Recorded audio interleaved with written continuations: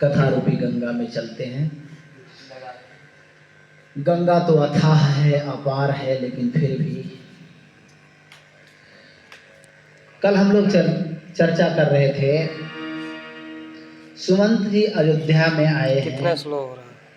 महाराज दशरथ जी के राजमहल में उपस्थित हैं।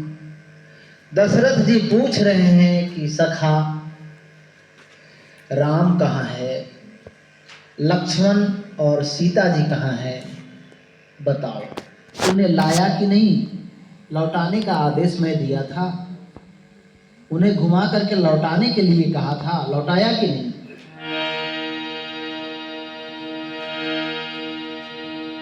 सुमंत जी कुछ नहीं बोलते।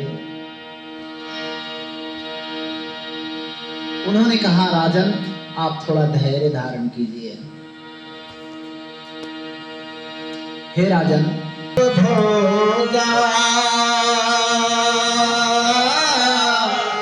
हानि लाभ प्रिय मिलन पियोगा।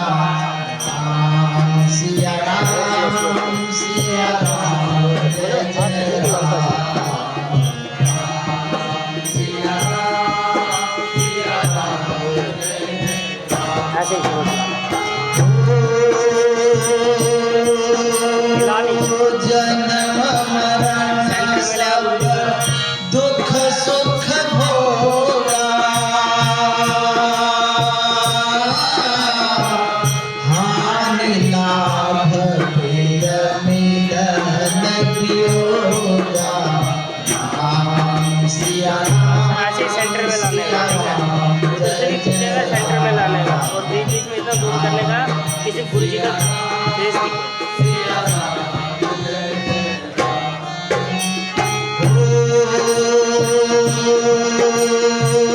काल करम बस हो ही गोसाई।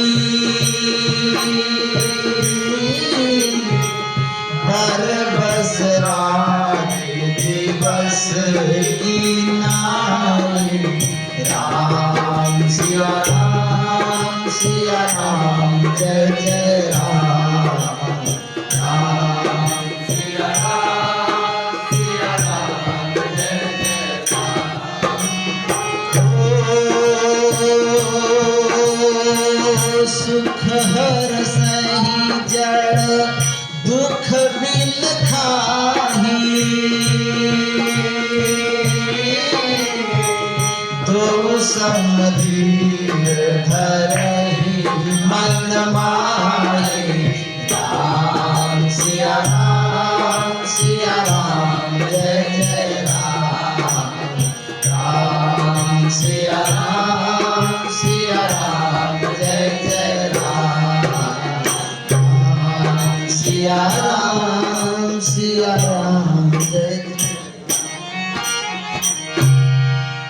सुमंत ने कहा कि जन्म मरण सुख दुख सब होगा, हानि लाभ प्रिय मिलन भी होगा।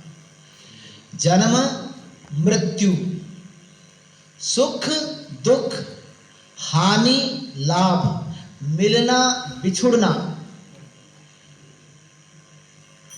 काल कर्म बस हो ही गोसाई। बर बस रात दिवस की नाई। काल के वशीभूत, समय के वशीभूत होता है, कर्म के वशीभूत। आपने जैसा कर्म किया है उसका फल मिलना है। काल कर्म बस हो ही गोसाई। बर बस रात दिवस की नाई। जैसे रात और दिन, रात दिन, रात के बाद दिन, दिन के बाद रात, रात के बाद दिन, ये सब होते रहते हैं। इसलिए लेकिन धैर्यवान पुरुष कौन है? धीरज महापुरुष कौन है? सुख हर सही जड़। जो मूर्ख लोग होते हैं वो सुख में हर्षित होते हैं। सुख हर सही जड़ दुख बिल खाही। जो मूर्ख होते हैं दुख में रोने लगते हैं। जो मूर्ख होते हैं वो सुख में हंसने लगते हैं और दुख में रोने लगते हैं। लेकिन दो सम धीर धरहि मन माही। जो धैर्यवान है, जो साहसी है, जो धीरज धारण करता है, जिसका मन कमजोर नहीं मजबूत है, वो दोनों ही स्थितियों में सुख रहे तो भी धैर्य पूर्वक रहता है और दुख आए तो भी धैर्य पूर्वक हो रहता है। वो विचलित नहीं होता इन परिस्थितियों से। महाराज आप तो पंडित हो, सुमंत ने कहा, आप साधु समाज का सेवन करने वाले हो, आप ज्ञानी हो, आप इस प्रकार से विचलित हो तो कैसे काम चलेगा? आप विचलित मत होइए महाराज। सुमंत ने कहा, पूरी कथा सुनाई। अयोध्या से रथ में मैं लेकर के गया, तमसा नदी के तट पर गया, एक रात्रि वहां विश्राम हुई। उसके बाद वहां से श्रृंगबेरपुर में निषाद राज ने राम जी को बहुत सम्मान किया। उन्होंने ही कुटिया बनाई, उनके कुटिया में रात भर राघव रहे। उसके पश्चात वहां से सुबह केवट ने नाव लाया। राम जी नाव में, केवट ने चरण धोया और नाव में बैठाया और लक्ष्मण जी कुछ कह रहे थे, सीता जी भी कुछ कहने जा रही थी कि राम जी ने इशारा किया और केवट ने नाव चला दी। वहां के आगे की बात हमें पता नहीं। ऐसा कह करके और मंत्री रोने लगे। उन्होंने कहा, मैं कठोर हृदय का, और उनको छोड़ करके वापस आ गया।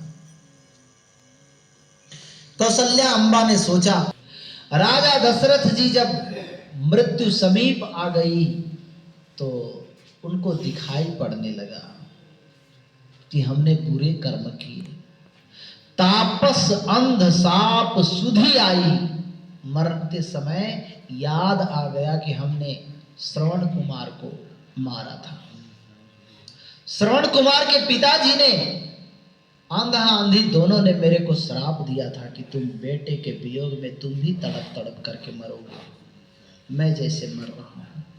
तापस अंध साप सुधि आई, कौशल्य ही सब कथा सुनाई। आज उन्होंने कौशल्या के समक्ष ये सारी कथाएं, श्रवण कुमार के मृत्यु की जो कथाएं उन्होंने सुनाया। राजा दशरथ जी के बारे में आप लोग भी सब कथाकार हो, आप लोग जानते हो, पहले आप लोग सुन चुके हैं कि वो शब्द भेदी बाण चलाना जानते थे। शब्द भेदी, शब्द को सुन करके वो बाण पीछा करता था। दिखता नहीं, दिखाई नहीं, आंखों से देखा नहीं। रात्रि का समय था। श्रवण कुमार अपने माता पिता के लिए पानी लेने के लिए, जल लेने के लिए बस सरजू में आए थे। और उन दिनों बहुत से जानवर, हाथी घोड़े सब आते थे और तंग करते थे। तो शब्द भेदी बाण वो जानते थे। उन्होंने शब्द को सुन करके और बाण चला दिया। श्रवण कुमार घड़े में जल ले रहे थे और उनकी छाती में बाण लग गई। श्रवण कुमार जोर से चीखे, चिल्लाया। दशरथ जी गए हैं।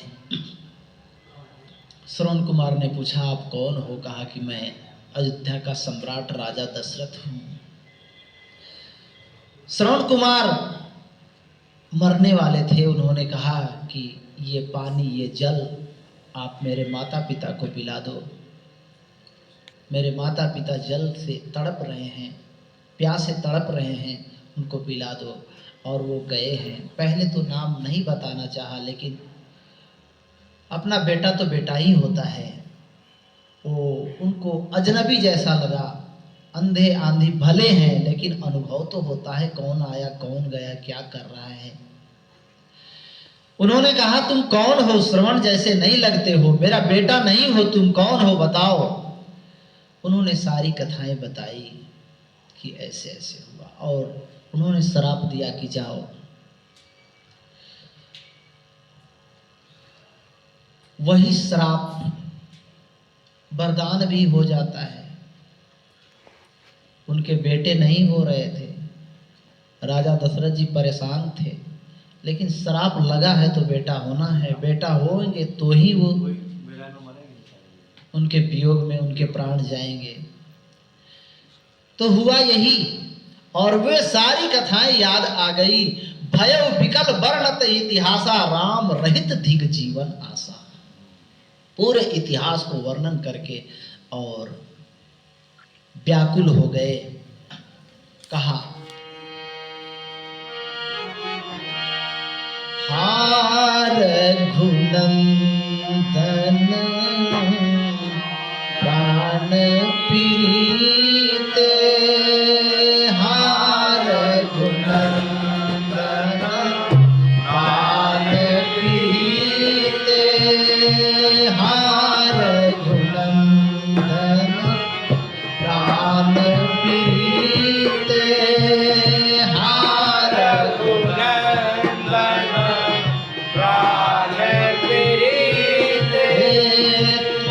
बिन जियत बहुत दिन बीते, तुम बिन जियत बहुत दिन बीते, तुम बिन जियत बहुत दिन बीते, तुम बिन जियत बहुत दिन बीते।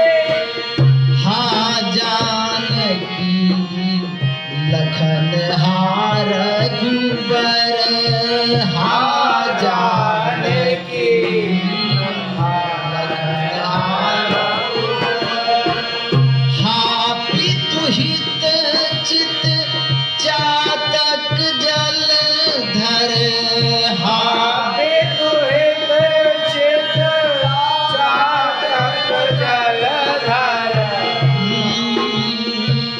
हार घुनंदन, हार घुनंदन, हार घुनंदन। हे रघुनंदन, प्राण प्रीते, प्राण के प्यारे, तुम बिन जियत बहुत दिन बीते। राम तुम्हारे दिन जीवित मुझे बहुत दिन हो गए, 6 दिन होने वाले हैं, 6 दिन हो गए उनके बिना, राघव के गए हुए मात्र 6 दिन हुए हैं। तुम बिन जियत बहुत दिन बीते, हा जानकी लखन हा रघुबर, हे जानकी, हे सीता, हे लक्ष्मण, चातक की तरह चाहते थे। और ऐसा कहकर के उन्होंने राम राम कही, राम कही, राम राम कही, राम तनु परिहरि रघुबर बिरह, राम गयो सुरधाम। राम राम राम राम राम 6 बार उन्होंने कहा। संत कहते हैं कि आज 6ठा दिन है, 6 दिन हुए थे, इसलिए उन्होंने 6 बार राम राम कहा। राम राम कही, राम कही, राम राम कही, राम तन परिहरि रघुबर बिरह, राव गयो सुरधाम। और स्वर्गलोक चले गए। सुरधाम मतलब स्वर्गलोक चले गए। गोस्वामी बाबा ने कहा कि राजा दशरथ जी जीने का भी लाभ प्राप्त किया और मरने का भी लाभ प्राप्त किया। जीवन मरण फल दशरथ पावा, जीवन मरण फल दशरथ पावा।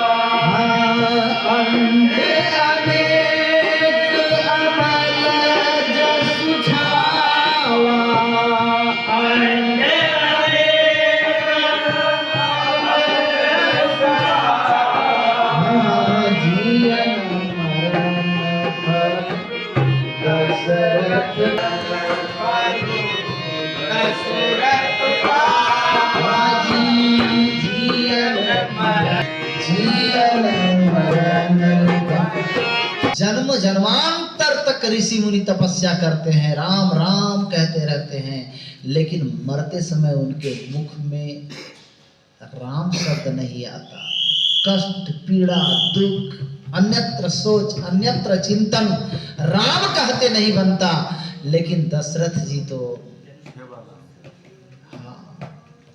अंड अनेक अमल जसु छावा, अनेकों ब्रह्मांड में जिनका यश छा रहा है,